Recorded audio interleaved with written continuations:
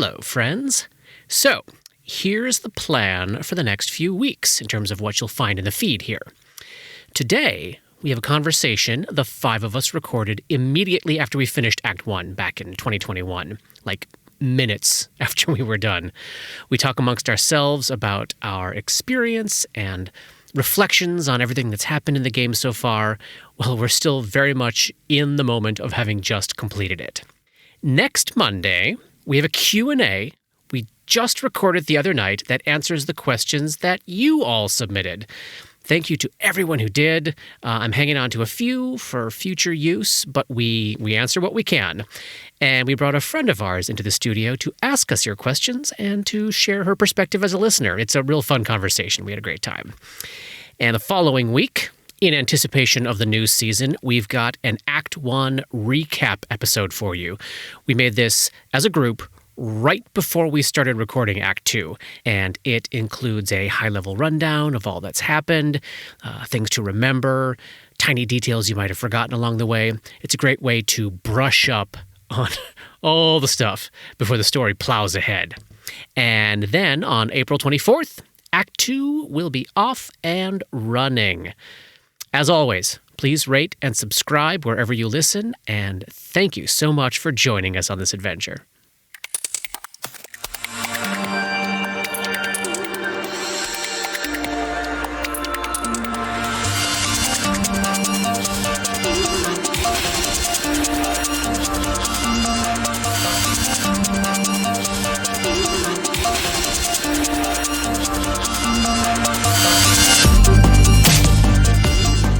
So we're sitting here right now, having just put Act 1 to bed, Book 1 of Strange Eons, and I wanted to just check in with the four of you and have a little conversation about everything that we just went through. What surprised you most about the adventure itself? What surprised or delighted you most about the actions your fellow players may have taken? Let's kick off with those things and see if that leads us anywhere. I thought that I would be the one to get the most sanity damage. So I absolutely did too. I'm surprised that it was not me. I'm shocked as well. So surprised that it was me. I think I have a significant advantage over the rest of you as far as that goes. Yep. Yeah. And if anybody was to take 17 points, it's actually great that it was you. yeah, You know, I mean- think I'm the only one that could have handled it. Yeah, yeah. In the way would have that I actually handled it, I put Grip into a greater madness. which would have been He's character out. ending. He'd be out. Yeah. Yeah. Yes, So, all of a sudden took one here for was the team. Barnabas. Took one for the team and brought it completely on myself. Learned a huge lesson about playing a psychic who can delve into places that they really shouldn't be delving. I really enjoyed the idea of, like, I knew that I was going to play a healer, but I wasn't sure how I felt about that. But to, in this environment, be able to play a healer that is not sure they want to be a healer.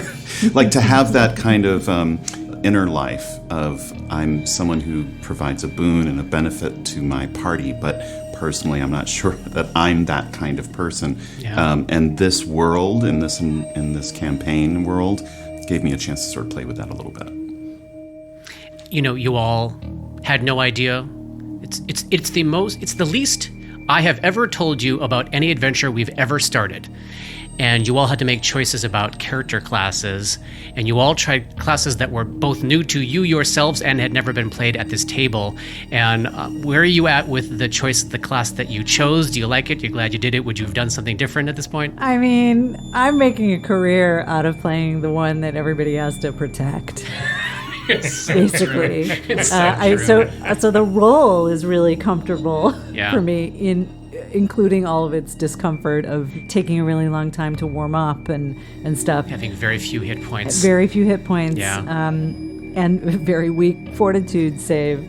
But I wouldn't trade it for anything. I mean, like, the occult skill unlocks alone I'm so glad we are did like it. they're so up my alley, and they're so like exactly what I want out of role-playing games in the world. And for this campaign and for this particular, campaign, they are I could not so believe that wonderful. not everybody picked a class out of the occult adventures. Right. Like, I just couldn't believe it.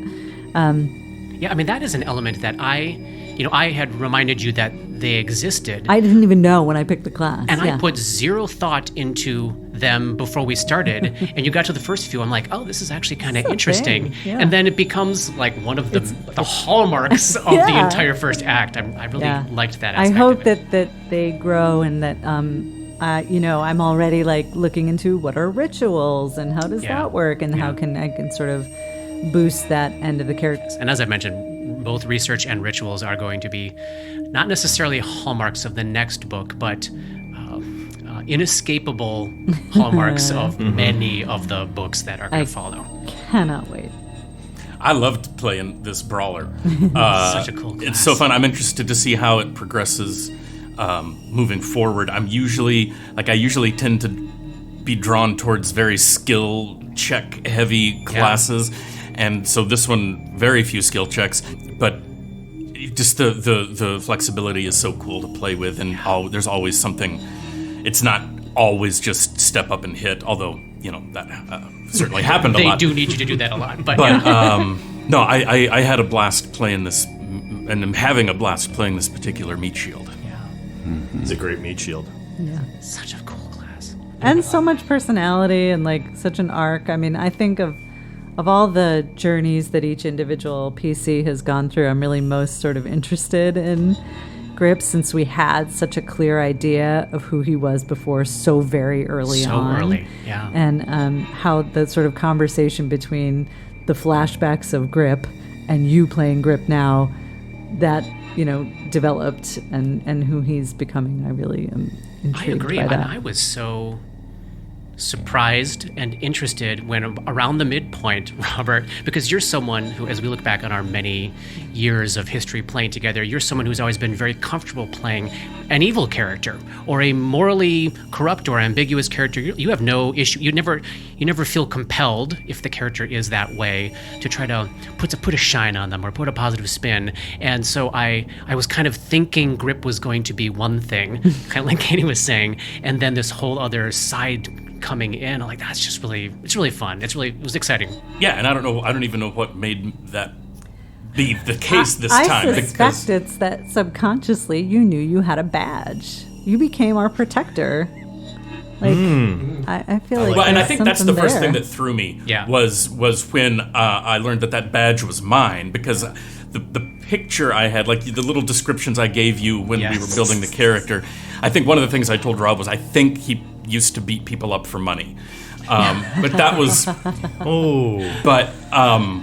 and so the whole badge thing really threw me for a loop, and the glimpses of the cruelty and the brutality, I don't know, I think it just hit me in a way where me, Robert, was like, I don't know. I don't know if that's what I want. I don't know if that's what I want to do. And I think part of it also is because it's such a survival horror, and this is maybe me being too meta about it, but I didn't want to be the odd man in a survival horror. Like, I didn't want to be the person that wasn't going to help us get through this. Yeah. And maybe that was a cowardly move. And I asked Rob once, I said, is me doing this just me failing to yes and the situation? And he said no. He thinks it was a fun direction to go. So. I like to think that I took over that job from you in terms of the character that was like, I'm not going to help anybody get through this. I'm only going to make it a lot more difficult for everybody. I really did have fun trying to do my best to take what you told me you thought you knew, and to build a story around it that could include that, but then would surprise you as much as possible. I wanted to make every little bit of information you learned somehow fit the narrative, but also be like, what the what? So that was fun for me. That's a fun challenge for me. I wanted to say that I was super excited to play an investigator, because I had been interested in playing like a rogue for a long time, but I think that the original rogue class is not a great design, and so when I stumbled over the investigator class, I was like, oh, this is awesome. You get all the sort of like skilly things of a rogue and stuff, and you get a little bit of magic with the extracts, so you can do some cool things like that. And then there's stuff that comes online later that kind of makes up for the fact that you don't have sneak attack, although I don't have that yet. and then adding in the layer of like wanting to then deal with pistols and firearms in this world, because when I originally looked at the investigator, I was like, I think I want to play an investigator, and I sent Rob, I think, like 3 or 4 different archetypes. I was like, I could play this one or this one or this one, and he was like, yeah, that Steel Hound one, that would probably be pretty cool in this world. Exactly at the moment that all of you were sending me classes that we've never played, I'm like, let's push it. Let's just do nothing we've done before. Yeah. We'd never used firearms, and I'm glad we did. Yeah. I know. I mean, you're dealing with. You've saddled yourself with the challenging class. Yeah, and I will say, like, anybody who's listening to this we're recording this minutes after finishing like the first book, so I'm sitting in a really I'm sitting in a real weird place about that. I love the character. Johnny the player is also feeling the pain of being ineffectual right now.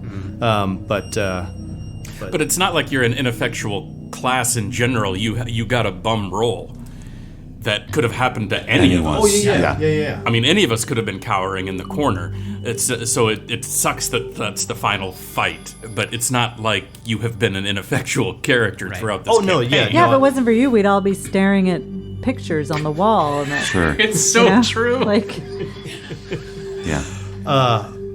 Sure. I hear that, and I appreciate that. You are very kind and generous, and I say thank you. also, who else was going to eat Ratchmanby? So wrong. It is wrong, and I feel bad about it. I don't feel bad about that at all. do. I think it was an excellent choice. I think that I would do that again. How would you have felt if you had not succeeded at that saving throw and you got Gotten sick so from fever. it? I would have still felt like it was what Gull would have done in that moment. Interesting story. Yeah. I really appreciate too how, speaking of Gull experiencing the disappointment and all of your characters experiencing these emotions, we've had, I don't know, two or three chapters in particular where high emotions and conflict came out between these group of characters, and I really appreciate the kind of trust that it takes a group of friends playing together to sit in some really uncomfortable moments there in some of those episodes, and I think it deepened the relationships to each other, it deepened the story we were telling, and I like those ones because it's the ones where I don't have to do anything and I just have to watch and squirm sometimes. And then, the listeners don't get to see and hear the hugs and afterwards. But yeah, there were some really tense moments. I like that. I don't think there's any way that we could do this if we didn't love and trust each other. Yeah, absolutely. Absolutely. I would not make the choices that I made at this table recording these episodes with people that I didn't feel the way that I feel about you all, because I would feel unsafe to do that. Yeah. So you had a question about foxes? I just want to talk about them. Yes. Oh yeah, the foxes. I don't know. We didn't get that on air at all, did we? I don't know if we did, and I think it's so worth saying. So the word fox, I said to them the other week, the word fox does not actually appear in Book 1 of Strange Eons, which is not technically true. It appears in the Scroll of Fox's Cunning, but there are no foxes as part of the design of the game. All of that came out purely from what happened at this table. The first I knew that Tima was a wizard. I knew that Tima had a familiar. As I tried to decide what Tima's familiar would be, I landed on fox, and then I was going to make that fox have Katie's beloved dog's name just to torment her. And I didn't really think about it beyond that. But then Johnny made this choice that his character has this profound depth of feeling towards animals and children, and suddenly the fox became a part of the story. And then as I'm sitting there, having been forced by you all to write a fucking eulogy, Which was beautiful, which was totally heartbreaking and beautiful. as I'm I've listened researching to it what would a three times. Farazman It's gorgeous. please. Then I was like, well, this is this is really interesting. And then it was not long after that Robert came up with his idea for his backup character. And then it wasn't long after that I was like, I know how I want to introduce this, but having no idea that it would become the fixation of Dora's madness. And then the Esapil is, I think in the book it's supposed to take the shape of a dog, but I was like, fuck it, it's a fox. It's gonna be a fox because we gotta close the circle here and have our rule of three foxes. Yeah. Oh, It so was- good. Well done, sir. Yeah, kudos. So the thing you all did that surprised me the most, as the group of rabid completionists you are, Yeah. you did not, no matter how many times I prompted you, read the records for the survivors. I'm like, you are living with this group of people. You are in 2 rooms that contain every single piece of information you could ever want to know about these people. And because you are the players you are, I wrote out what all those records were going to be so that when you found them, I could pass them out because you all are such dorks that way. So when you did, after the chapel fight, you did a rundown of the survivors and who they are. Is that all you? That is a combination of stuff in the book and stuff that I had written for those records. So the reason why, so the story of the Basily doppelganger, in my head, I don't try to. So this book is a sandbox. There are a couple of places where, in order to get past a certain point, you have to do a certain thing. But otherwise, there are, unlike some Paizo adventure paths, which are very event driven. Like Johnny and I are doing the Starfinder Attack of the Swarm thing, which is not a sandbox. It's this happens, how do you survive it? Then this happens, how do you survive it? This is an open book. So I tried to really, for the most part, not try to write any story, but to try to respond with, I know who's here and what they're doing and how would they respond to what you all do. But I thought because you're such completionists, I assumed you would read the records. So I had planted a record for Basily that when you read it would make it crystal clear that wow. Basily's medical condition in real life was actually completely different than the symptoms she was demonstrating there. So I thought the story was going to be you were going to investigate and find this clue and go back and save them in time. And save Winter. And save Winter. Oh, no. So I had I had decided, okay, this is the day based on what the players were talking about. Here's how much time I think they have to get back, assuming you all would find these records and immediately go back. But then Reynard happened. Then stuff happened. Things went a different Also, way. the records room, when we got there, anybody other than the 4 of us, I think, was the last thing that we were thinking about. I know. Katie's like, I want to know all the detail about this lighthouse. And I'm like, I don't fucking know. It's a lighthouse. It's a picture of a lighthouse. So you're in the room with all of the records of the staff. Oh.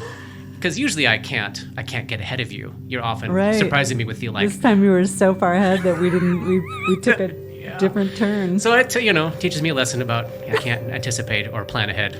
Speaking of surprises and anticipation, I still, at this point, have no fucking clue who my character actually is based on anything that we have. I'm like, okay, so Oh my God. who am I? How did I get there? The number of times I have pored over the blood reading that Dora did in the second episode. Yeah. Trying to figure out when bodies might have been switched. Oh, it's just like... So Robert mentioned the badge as a surprise for him in terms of the psychometry readings about yourselves. What stands out to you as the one that... Violin? The violin. Oh, the violin. Okay. I mean, And is that the end of that? Oh, no. That's platinum. But that's a straight up Lovecraft reference, It sure is. which I Which love. is that vision? Eric and the violin is a straight up Lovecraft reference. Oh, I didn't know that. So I can't remember the name of the story right now. So I've got it. anyone who is very versed in the Lovecraft stories, I have specifically, since starting to work on this several years ago, not gone back and reread any of them so that I can take what's in the Paizo books and tell my own stories with it. But you're going to continue to see they planted so many wonderful seeds in. You're going to know exactly what book the next... when you start Act 2, you're going to almost immediately recognize which novel is being riffed on there, which is really fun. Which is really fun. I was going to say, I think I personally might love Ray and his Morning Stars story with the the guest starring role of, oh gosh, was it Matthew Modine? Yes, yes. Oh man, that was just beautiful. Oliver Westinghouse. Oliver Westinghouse. Going to put thee to rest. Yeah, that vision with the ear licking, that was for eternity. Yeah, that was pretty sweet. Oh man, how about those dreams? Dreams were amazing. I had a The lot of dream dreams prep are- that we never got to because, of course, you all didn't want to experience them. Oh, I have a question about the dreams. Yeah. I remember when we first got started, you wanted us to share with you stuff that we found scary. Yes. Stuff that was nightmarish to us. And I remember that they kind of came up in some of our early dreams. Is that, Yeah, so what's happening with that? I took those lists and tried to use the details that you all gave me.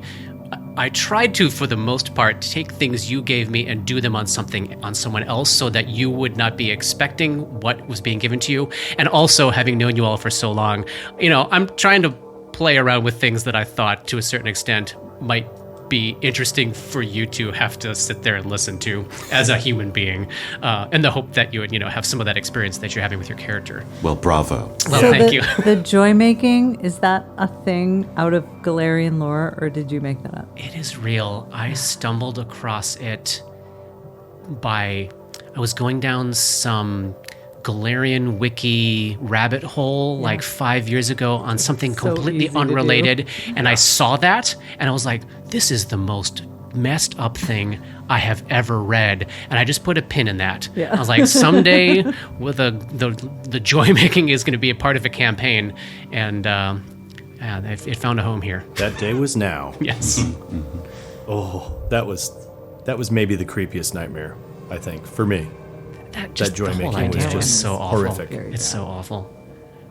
All right. Well, thank you for sharing the adventure of Act 1 with me. Oh yeah, And I Thank you. look This forward was- to Thank you. to So coming so much back to fun. it. Thank you. Can't wait to come back.